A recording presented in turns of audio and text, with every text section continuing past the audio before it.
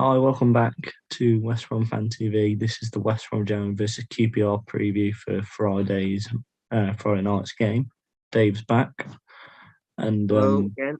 we've got Queens Park Rangers. Now, very quickly before we start, I'd like to give my thoughts to all the Derby County fans, players, and staff that are struggling in the administration. And the reason I'm saying that is because I used to be an employee for Derby County, and I still have a lot of friends and people that I'm still very close with that have got a lot of job insecurities and are very worried. So I'd just like to say, I hope that I hope they're doing well, and I really hope that they're able to keep their jobs through what's a very troubling time for historically one of England's biggest clubs.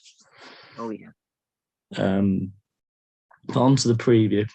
We've got QPR now. The very easy thing to say is we've not been on good form. I'd Mhm. If this is our bad run of form for the season, I'd rather get it out of the way. But we've got over the next 7 days, we've got three very difficult games, and this is the first of them. Now we got QPR's danger man. Now the biggest danger man I'm going to say is Charlie Austin. Now not because he's the best player, but because I think he's nailed on to score against us. Well, it's that age old tradition, isn't it? The player comes to us, doesn't do very well, and then goes somewhere else, does really well, and then scores against us. I'm fully He, expecting him to do that celebration. yeah, he scored two against Everton, didn't he, in the cup? Yeah, they did. I'm actually quite pleased for him that they beat Everton. So Yeah. I I'll be honest. I think QPR could be dark horses this season in the Championship. I I reckon they agree. could sneak the playoffs, maybe. Perhaps They've got good players to be fair. I mean, Charlie Austin on his day is very good.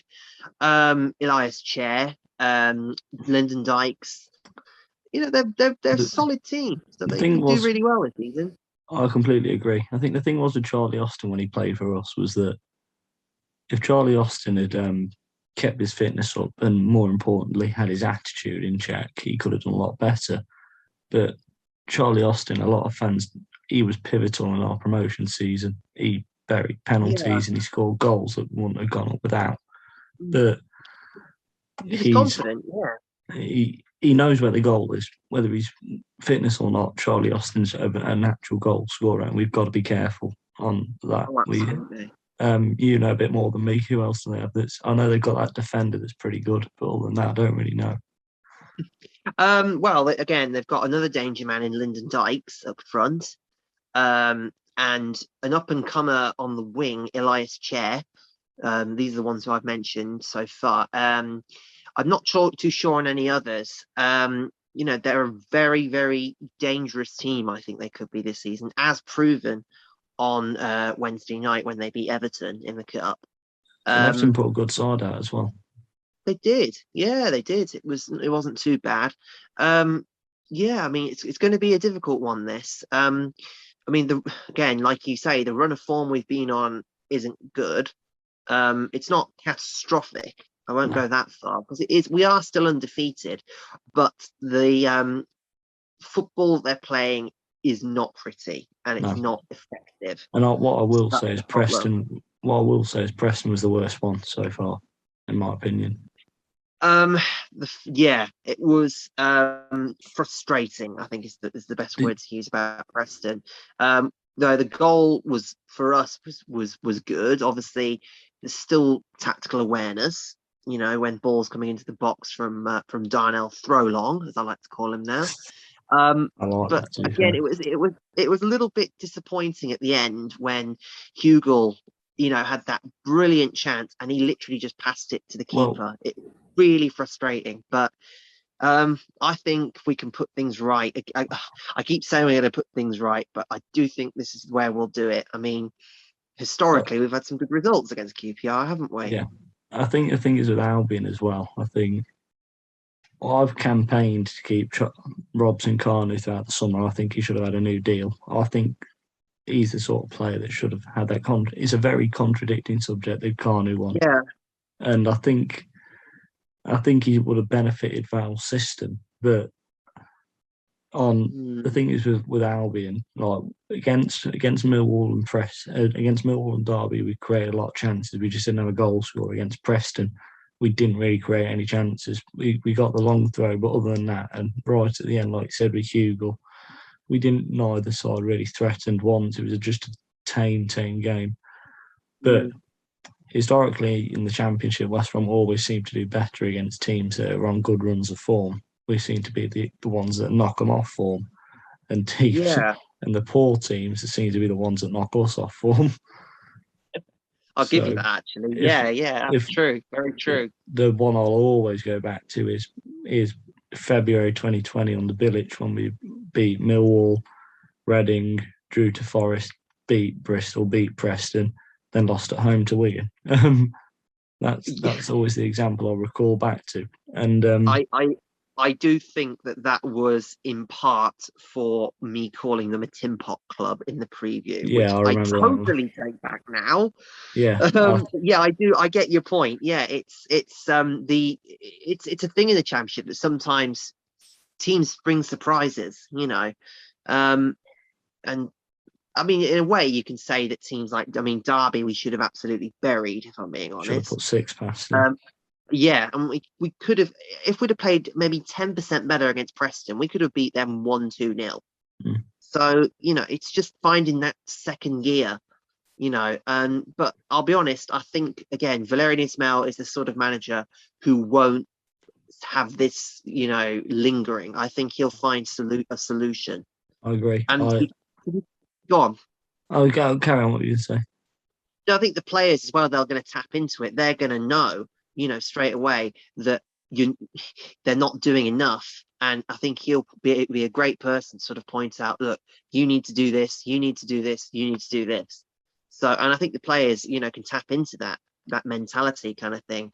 And, if you have a manager who can do that sort of thing and have a harmonious kind of dressing room where they can understand where they're going wrong, where they can put it right, it's a great combination. So I absolutely agree. And I think the thing is with our run of form, 3 draws now, it's not brilliant. But, sorry, the panic buttons should not be hit yet, in my opinion, especially with the way some of our fans are doing it. I think you look on Twitter, you look on social media, it's been blown way out of proportion, in my opinion. Yes, we've had a bad run of form, but we're still unbeaten. And in the Championship, that's very, very difficult to do, especially with the. I know we played a few decent sides. It's been a mixed bag, but we are unbeaten, and we've played some difficult opponents. And I'd say if we're still unbeaten by the end of next week, and that'll be a big sign, because we've got 3 very, very tough games. We've got QPR, Cardiff, which I'm dreading the journey for, and then Stoke, which we will both be doing, as we normally do. And I think that of the 3, I think Cardiff away is going to be our toughest game. But I think if we beat QPR, that will give us the right push. It's going to be interesting to see what happens. You say about the fans sort of blowing things out of proportion. Every fan has a right to be frustrated when things aren't going right. That's absolutely, fundamental. You're not going to be, you don't. People aren't happy, obviously. We haven't won in 3 games, but on the other side of the coin, we haven't lost those games. So there's different things to kind of be frustrated about. Again, we have every right to be frustrated and every right to be kind of demanding more. I think the time comes to have a proper go when at the end of the season, if we don't have the P by our name, I think that's when we can really let rip. I agree. I think the draws can be like under Bilic. We barely lost, but there was just so many draws, and I think that that's something that's going to play on people's mind for a while. But you look at the goal that Preston scored. It took the biggest deflection. We defended very, very well in that game. I'd say in the Preston game, the only thing we did well was defend. Yes. Same as the Derby game, same as the Millwall game. But we're lacking that cutting edge in attack. Yeah, I think I'll be honest, I think it was maybe a mistake to bench Robinson. I was a little bit surprised at that, and I think he needs to be starting on this one. I agree. So I don't know. It's just one of those things. I mean, obviously, there's new players who've come in like Hugel and Reach and Malumbi. Maybe obviously he hasn't played yet, but it's finding that cutting edge and finding that perfect 11 kind of thing. Thing is, Obviously, it's a team that has changed drastically from coming down from the Premier League, and it's going to take time to find that perfect 11. Well, not perfect, but that good enough 11, so to speak. yeah, Consistent 11. So I I agree agree. with. We should. Go I on. would agree with the Callum Robinson front, and what you're saying about the perfect 11, is in you are right. It's going to take some time, but the thing is with Callum Robinson and me and you, we both vocally said many many times we are both big fans of him. Is Oh that yes. I think Callum Robinson, what he brings different to West Brom, and I might sound a bit, it might be tough to understand my opinions, but the passion that he brings into the game, his desire to want to play, his desire to want to get on the ball, to score, he has a desire to make changes in games. He wants to score, he wants to be involved, and obviously all players want to do that. But there's something about Callum Robinson. It's like all he wants to do is change games, and I think he's someone that He's has like to an be in the enigma, mix. Yeah, kind of like um, an enigma, kind of someone yeah, who really wants to get on the ball. No, I agree with um, you on that. Yeah.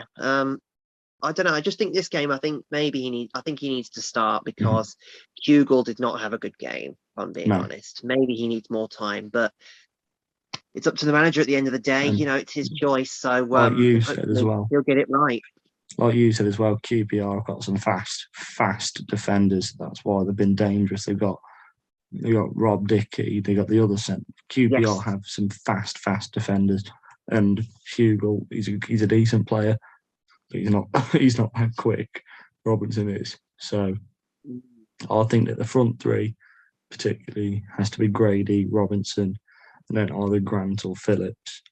Mm. Purely because we need power and we need pace for this game, um, and we need people who are going to attack the flanks and match QPR's Mm. energy at the back. Yeah, so it's going to be interesting. So I'm not expecting the 7-1 goal fest of a few No, seasons ago, but funny story. That what- was that 7-1 was the first game I ever went to without anybody else. I was on. That was the first game I went to unsupervised. So that oh, was a fair enough. particularly special one for me. But Yeah, it's memory. a very hard game to call this one. I think we'll win, but it's just so unpredictable. They've had such a good start, but then Mm. they they pulled it back against Reading, being 3-0 down. They had a few decent wins, but they've had some bad losses as well. So Mm. they just lost to Bristol, didn't they? Last game. Yes, they did. Yeah, it 90th was. 90th minute as well, wasn't it? It was Yeah, that right at was the in the end. league. Yeah. Um, yeah, I don't know. I think QPR could be a surprise package this season. Mm. But you never know. You never know. It's going to be it's an unpredictable one. This one. But Friday night So, under the lights, the Hawthorns. It's been a while since we've been able to say that, so I'm mhm. really looking forward to it. So score predictions. I'll go first for this one. Well, I I think it will be 2-0 to West Brom. I'm going to go okay. with Robinson, and I'm going to go with what I'm going to Connor Townsend just for a Oh, bit of a laugh. Um, okay. and Um, Dave, what are you I'm going with? I'm going to go 1-0 Albion. I think it's going to be much closer than people think. I am going to say Grady Diangana to break his duck. I'm going to Was say. you say Grady Diangana quickly before we go? He has looked improved the past couple of games. I will say that about him. He's starting to get. I mean, he's making errors here and there, but he's looking a lot better than what he did at the start of the season. Mm-hmm.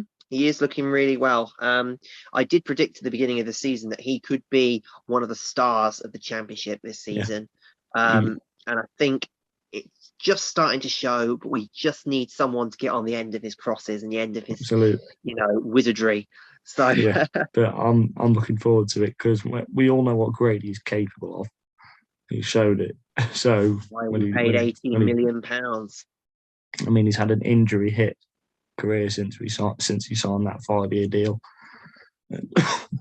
Taking a bit of time to get back into a rhythm, but I think he's getting there, and that's really positive for our season. But we'll see you at the Hawthorns. I'm really looking forward to it, and we've got Cardiff video coming and Stoke video coming after. And in terms of 7 days of football, it doesn't get much worse than that. So if we can get 3 good results, I'll be a very happy man next week. But QPR first, and let's hope we can get the 3 points. Thank you, Dave, for coming on again. Much appreciated. Let me know what your thoughts are down below. Give me a score prediction, goal scorers, what you're thinking, and we'll try and set the light target as 75, 80.